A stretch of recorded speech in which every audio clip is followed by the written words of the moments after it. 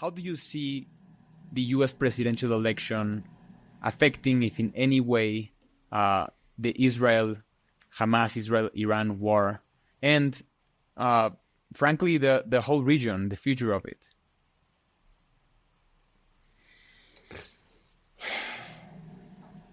Well, see, we have to start from the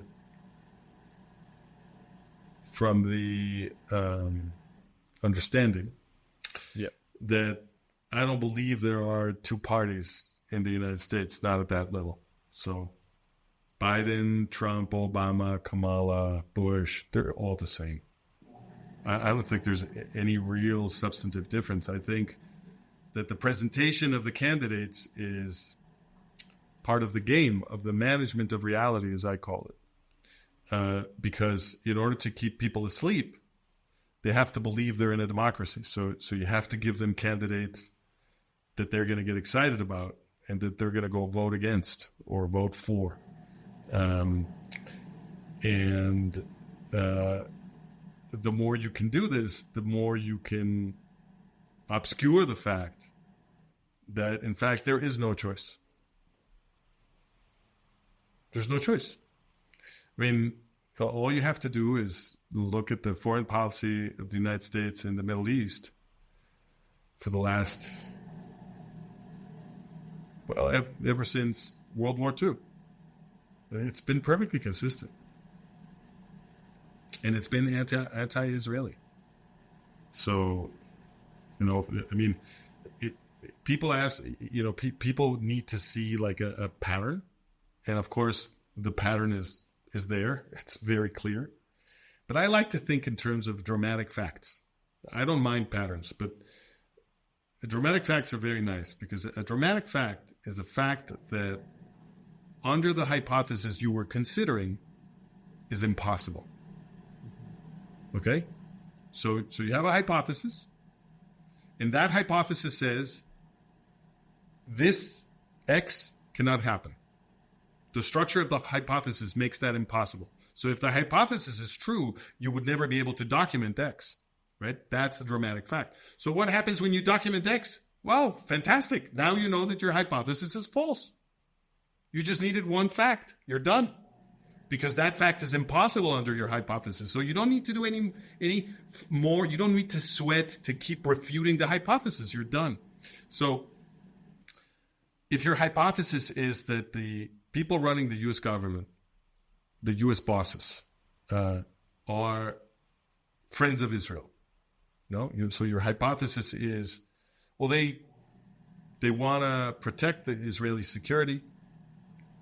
They want to help Israel have strong borders, be stronger than its enemies, be able to defend itself, all that kind of stuff. If that's your hypothesis, or even stronger, if your hypothesis, because many people go to this extreme, that, the entire foreign policy of the United States is done to protect the state of Israel, right? If you have a hypothesis like that, then the Oslo process can happen. That's a dramatic fact, because what the U.S. government did with the Oslo process is that it created a diplomatic initiative, the purpose of which was to bully Israel into accepting into militarily strategic territory of the Jewish state a genocidal terrorist organization created by Haj Amin al-Husseini, the founding father of the Arab-Palestinian movement, who is also the co-architect of the German Nazi final solution. And moreover, PLO Fatah, this organization that Haj Amin al-Husseini created, and which we now call the Palestinian Authority, this PLO Fatah not only descends from the German Nazi final solution, but is the creator of jihadi Iran, because they trained and armed Ayatollah Khomeini's guerrillas that fought the Iranian Islamic Revolution, that installed Ayatollah Khomeini in power. And after he was installed in power, Arafat and Abbas were flown over to Tehran with other PLO stalwarts, and they assisted the creation of the key Iranian institutions of the Islamic Republic, and together Arafat and Khomeini promised that they would work together to destroy the state of Israel. So that is PLO Fatah. That is the organization that the U.S. bosses forced into the Jewish state to give it militarily strategic territory. The spawn of the German Nazi final solution and the daddy of would-be genocidal Iran.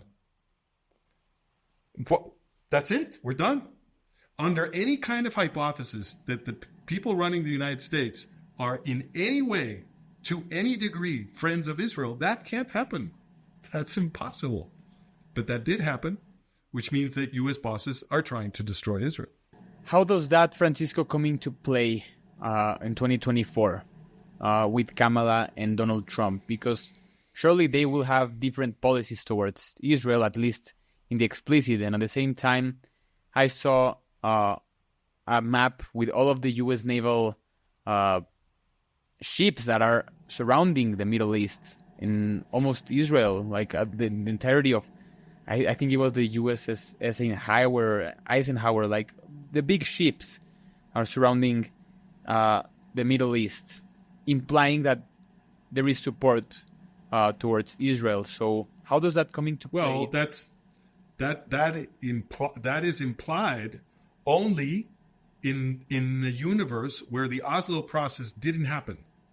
In a universe where the Oslo process did happen, you already know that U.S. bosses are trying to destroy Israel. Therefore, logically, the interpretation you have to give to those ships is not that those ships are there to defend Israel. Those ships are there to make sure that there is no provocation against Israel sufficiently large that would make it impossible to restrain Israel from destroying the enemy that provoked it. Those ships are there to make sure that Hezbollah and Iran and Turkey and whomever, Egypt, don't accidentally get too excited and launch an attack that would cause Israeli public opinion to demand that enemy be destroyed. What those ships are doing is protecting the enemies of Israel from an Israeli counterattack. It is keeping things quiet for now so that the conditions for an Israeli decisive victory are not created.